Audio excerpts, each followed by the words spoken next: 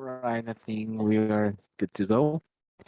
Welcome everyone to the Paketo Working Group weekly meeting. I'm really glad to see you all here. I'm coming to you from a nice co-working site because I'm dealing with a 5-day internet outage in my area. The joys of rural life. So this is my second home for a while. All right, and yeah, I'm doing my best to cancel outside noise. All right, so let me share my screen real quick. All right, for this session, would like to take notes.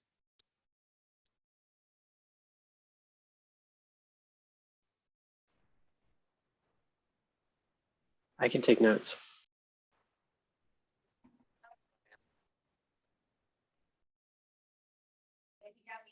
All right, this is probably I don't know if Brett, sorry to call you out, I don't know if Brett, if this is your first time in this meeting, welcome. We're really glad to see you here. And I don't know if you wanted to introduce yourself briefly. Sure. I'm the product manager my name is Brett Moglewski, pronouns are he and him. I live on the West Coast of the US. I am the product lead for cloud.gov, which is a government tailored deployment of Cloud Foundry. I'm starting to get interested in the Kubernetes-based deployments and therefore starting to look at CNBs, particularly because it looks like CNBs are never coming back to CF for Bosch. So just thought I'd start attending some of these meetings and seeing what's happening with CNBs. Oh, thank you. Yeah, probably my brain is not functioning properly. Yeah, because it wasn't your first time, but welcome. We're really glad to have you here. Welcome, Brett. Okay, great. So let's start by reviewing outstanding RFCs. Yeah, pretty short list today. So the health checker Buildpack RFC.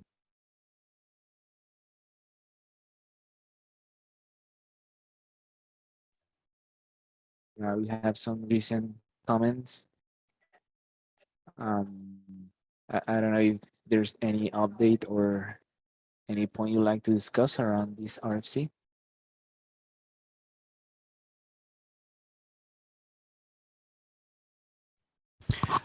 I don't think there is at the moment, just maybe a last call for any comments or feedback. I think we're in a pretty good spot with it. And then if you're on the utilities team, please vote. Please do so. Thank you, Dan. All right. Next up, extend.net SDK. Yeah, I don't expect to have any discussions about this. I just put in a new, I just put in another little paragraph discussing about how this is an effort to try and move us towards the artifact that Microsoft released in terms of its .NET SDK, as opposed to one that we are trying to sort of crop and prune. So I added that clarification to the RFC itself, and then I wrote up a small response to Andrew Stakhov's exploration into potentially extending the extended SDK even more to allow for us to only have one SDK version. I responded with that my biggest sort of fear or hang up with it is that kind of the whole reason we have this RFC is to move us towards the artifacts that are coming from Microsoft directly and move us away from having a custom artifact that we're building. So it's all fine and good, but I feel like that would swing the pendulum in the wrong direction entirely. So I think that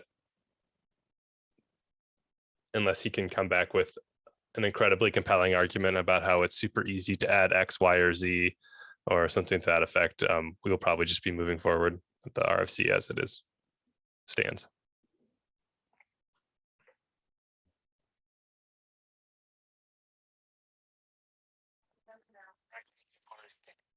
additional comment around this RFC?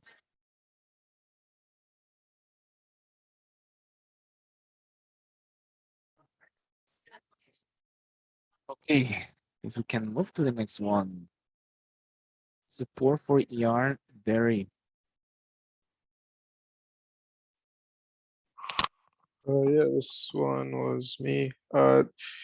So for those of you who aren't familiar, Yarnberry is kind of the new direction that the project is going in, which attempts to forego node modules being included in the project directory, or indeed like the need to run yarn install at all in some cases. And the yarn install buildpack currently doesn't support any of those workflows for Yarnberry. So this is just proposing the creation of a new buildpack that supports the Berry workflows. I guess some of the things that might catch the eye on first read are the fact that the yarn buildpack as it stands probably won't need to be required explicitly by this new buildpack, since the yarn has switched to a per project based scheme for distributing the CLI. So the CLI itself will be stored in the project directory and is intended to be checked into source control. The other thing here that may be of note is the Berry install order group would be placed before the yarn install order group, since it relies on this extra bit of configuration that's intended to be the differentiator between Berry and classic yarn. Other than that, more generally, the Yarnberry install buildback will attempt to avoid running yarn install wherever possible to try and conform with the philosophy of Yarnberry, which is to get to a quote unquote zero install state where one doesn't have to run yarn install in repo at all. Other than that, there are a few CLI changes that we'll need to account for in the new buildpack. Most of which, if not all, are listed here lower in the file here. There's some small changes to flags and such. But yeah, just looking for any feedback from anyone on this. I am one of, I think, 2 maintainers for this sub team. So I guess Ryan, your feedback would be appreciated. Other than that, yeah, just any comments, questions would be welcome.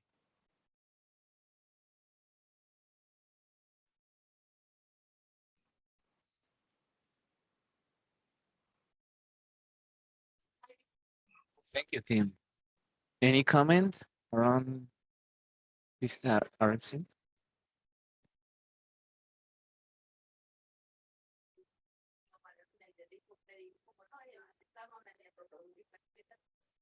Oh, all right.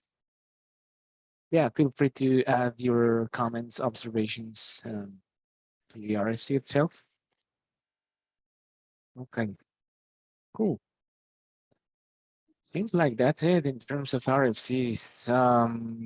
Okay, CMV updates and questions. I don't know if the team has anything else to share about this, but I found this announcement in the CMV channel around the new pack beta release that probably has some breaking changes.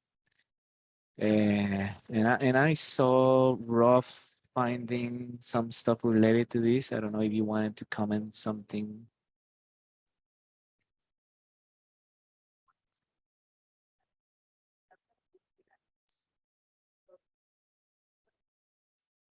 Okay, I think the only thing worth noting is I'm pretty sure every release of Pack, like all the way back through history, is marked as a beta release. So I'm not even sure that that information is like useful in the context of like what Rob saw, but it's worth noting that as it stands today, they're basically all beta releases.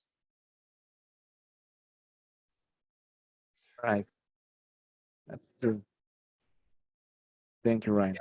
And then just to kind of answer your question, David, the main issue that I saw was within the integration tests of a variety of Paketo build packs, which were relying on the old building materials being located in one file, and then with pack 26 and the underlying lifecycle 014, that changed to a different file, which broke a lot of the integration tests. It's fairly straightforward to fix. I don't think this really affects many people outside of the Paketo core team, because I don't think many other people actually run integration tests the way that the core team does. But if there are any questions, feel free to raise them, and I'm happy to share context.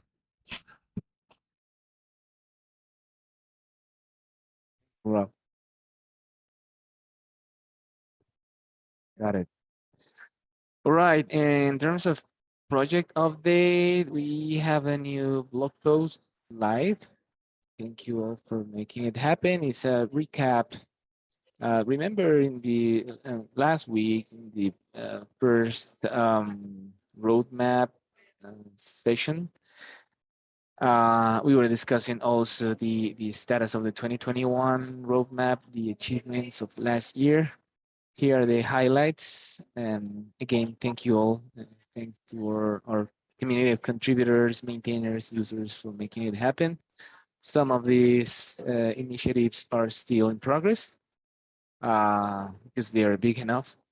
But yeah, feel free to check it out. And what I know is that the 2022 post is coming soon. So yeah, keep an eye on that. Cool. And all right, I saw this also from Rob, a project, like summarizing all the issues and PRs in the Python Buildpacks ecosystem. And I thought it was really cool because if I'm a new contributor, this is a quick way to see where I could start. I mean, I see all the good first issues here. And our experience with this is that issues labeled this way open a big opportunity for new contributors to come up, at least casual contributors, which is the majority of the contributor base of open source projects these days. So I thought it's cool. I'm not sure if the other repos have this, and I'm not sure if you want to do this, but I thought it was really cool. I'm a big fan of the GitHub project boards, and yeah, thank you, Rob, for doing this, and really interesting to explore this for other repos. Sure. I can't really take too much credit because these project boards already exist for essentially all of the other language families. It was really an omission that Python didn't exist. If you click on the projects tab, you'll see that all of the other language families have these project boards already. So these already exist for any contributors looking to see what's going on in different language families. Cool. That's cool. Thank you. Awesome. All right, the PHP rewrite is complete. I don't know if Boris would like to comment on this. Yeah, I just added this because I was just scrolling through our updates previously and noticed that this wasn't an update that was given. We have released PHP version 1.1.0 is a full rewrite of PHP Buildpack based on the RFC. And so, yeah, there is a blog post coming soon on that as well. It's written up and we're just doing the last refinements and trying to space out our blog post release a little bit. So it'll be out in the next day or two. yeah, and I just figured that people ought to be aware that there's shiny new PHP.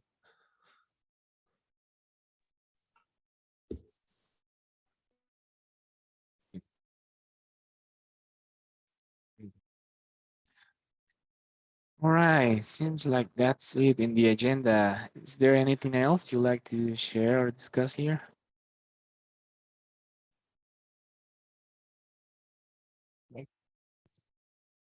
All right, thank you all for your time. And oh yeah, Just briefly, I wanted to ask a question about doing dependency updates. So we have a series of our own pipelines that do dependency updates of various things inside Buildpacks, and we're using the I think it's the update Buildpack dependency and update package dependency commands inside libpack to do that. We noticed with the release of Jam that came out this week that there's also the ability to perform dependency updates. And what would be the recommended approach to do that? So Jam dependency update, the command relies on dep server or something that conforms to the dep server API. So you can point it at either of those base APIs. If that's not what you're doing, you might struggle to integrate it super well. I think that it's something that we're potentially looking at changing with our explorations into how we do update dependencies and what we should be expecting, but I'm not working on any of that exploration work, so I don't want to speak out of turn. And that dep server, that's something that's inside, that's inside Paketo. Yeah. Okay, right, cool. Yeah, I was just going to say that Forrest and I were talking not too long ago about trying to kind of unify some of those tools. And there's a good amount of work, I think, on the roadmap for 2022 in terms of like making the dev experience easier, which would be like unifying some of these tools and also just the way that we handle dependencies too. So you're probably fine the way you're doing it now, but things will likely be evolving and hopefully getting better. Actually, the dep server thing is really interesting for us because we have a scenario where we're trying to update some internal build packs and we don't actually have network access to them from the tools that are doing things. So we currently have like a very much a split system in terms of CI and CD to try to do this, but having something like this actually was what we were thinking of building. That's really interesting. Thanks.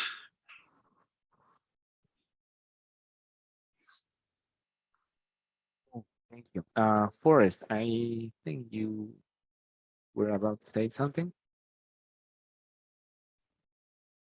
No. Nope. Although Gareth, if dependency updating is something you are interested in, does someone have the link to the dependency update? It's you. You should go and take a read of that and put in some of your input in terms of what you would want for the ecosystem at large. Cool, I've got the link. Thank you.